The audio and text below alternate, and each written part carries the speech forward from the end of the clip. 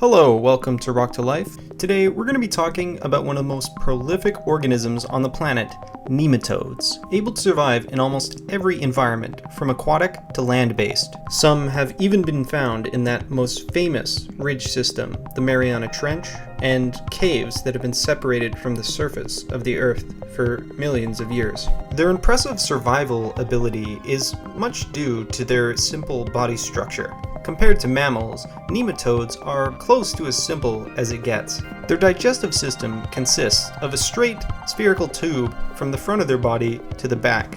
Unlike with our body, there is no folding of the intestines to increase the length. They are simply as long as the organism, minus a little bit on each side. The nervous system is also quite simple. It consists of 4 nerves that run the length of its body. The main one that controls its motor functions, and is a little thicker, is called the dorsal nerve. To give the nematode the ability to feel out its environment, these nerves are also connected to bristles and papilla on the outsides of its body. Like many other organisms, nematodes have male and female partners that can reproduce. On top of this, some species of nematodes are able to reproduce asexually if they can't find a partner.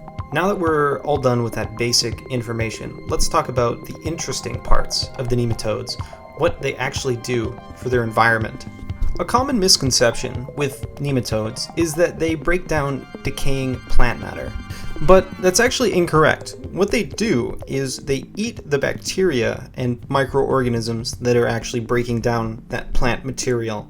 So the reason they're so important to their environments is not because they're a powerhouse that can break down tons of material, but they can actually regulate the micro ecosystem that they're in, making it much more efficient at breaking down plant debris. And also, you may have heard that sometimes worms are used in agriculture to protect crops, and that's true. Some worm species actually target pest species that would normally attack plants. On this note of pest control, I do want to bring up that there is some worm species that are parasitic. They have a detrimental effect on crops and livestock for farmers.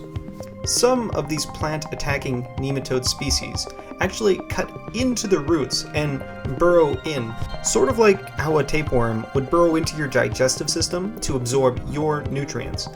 These plant-attacking parasites will burrow into that root system, sit there, and absorb a little bit of the nutrients that the plant creates and is able to absorb through the soil. Of course, as far as we know, the plant doesn't benefit at all from this relationship, and that's why it's a parasitic relationship. Though I do want to bring up, during my research, I found out that some situations of parasites being in an organism actually reduce its risks for certain illnesses like asthma. I'm not sure why that is, but I wanted to bring it up because it's kind of weird. I did just mention one of the animal parasite versions of nematodes, the tapeworm, but there's many others, like the heartworm, which can actually kill dogs and infect people in some cases. Of course, there's way too many nematode species to bring up in this short video. There's actually tens of thousands of different species of nematodes.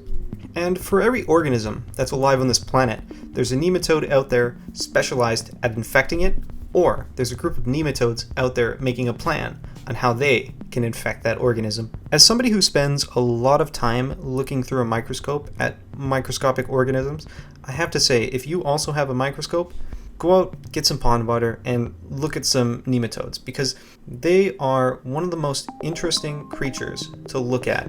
You can, in real time, see how they're digesting food, what they're digesting, and what ends up not being digested, as well as cells moving through their bodies, and just in general, their nervous system too. That's all from me. Have a great day.